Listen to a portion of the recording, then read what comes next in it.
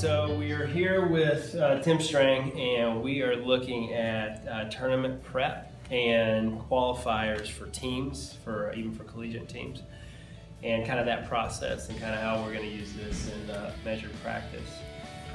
Tim just recently went down and played in the Assistants Championship in Port St. Lucie, and we took the time to kind of go through Google Earth, which we'll show you in just a minute. And we filled out this chart that we have online that you can print off and kind of bubble into distances to kind of set your practice sessions.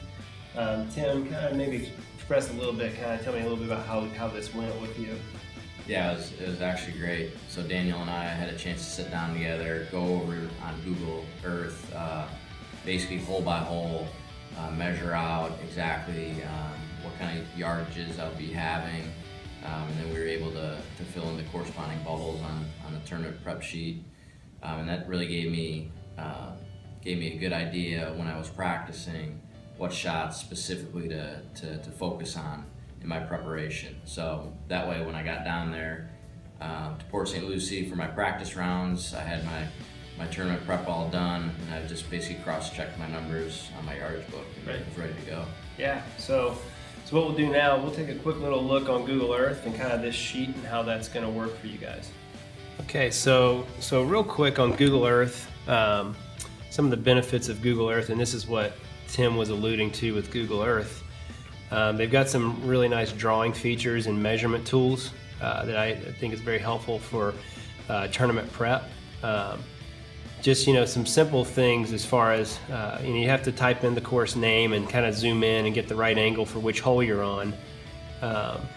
But for a tournament player to be able to come in here and measure certain distances and kind of measure to see where some of the start lines should be, I think is very helpful. I think in his tournament, Tim's tournament, he probably saw some of those ranges. Yeah. For sure. Kind of right in some of these 20-yard ranges. So what you would do is you'd go through as a player here, and you would select roughly the tee that you'll be teeing off on. Since you know your carry distances, you'd be selecting some spots here. And so what that would give us the opportunity to do before you even play the tournament, obviously there's some wind conditions that we can adjust for, but with a 20-yard range and you're hitting it, if you're hitting it well at the moment, you kind of know what you should be hitting, and if you're a lower handicap, you should be able to use the measurement devices. So he's got 48 yards left in after, say, like a 270-yard drive. Tim hits it further than that, but just as an example.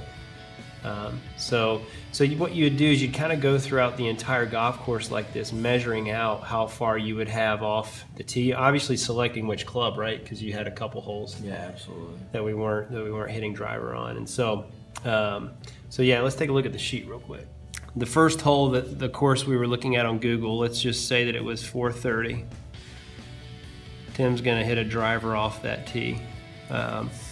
After kind of pulling down to that 270 mark, he had 148 yards left, which would fall inside of this range. Whatever your driving capabilities are, it's very specific.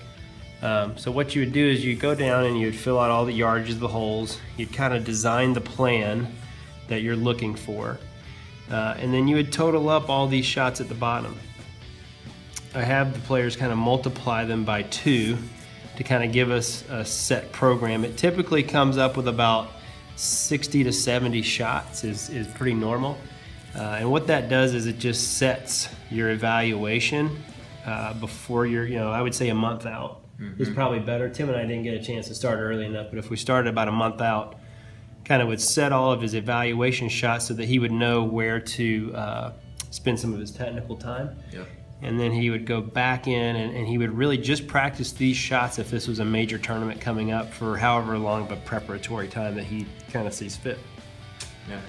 So this is kind of currently how I think the tournament prep and the qualifiers for high school and college teams could go.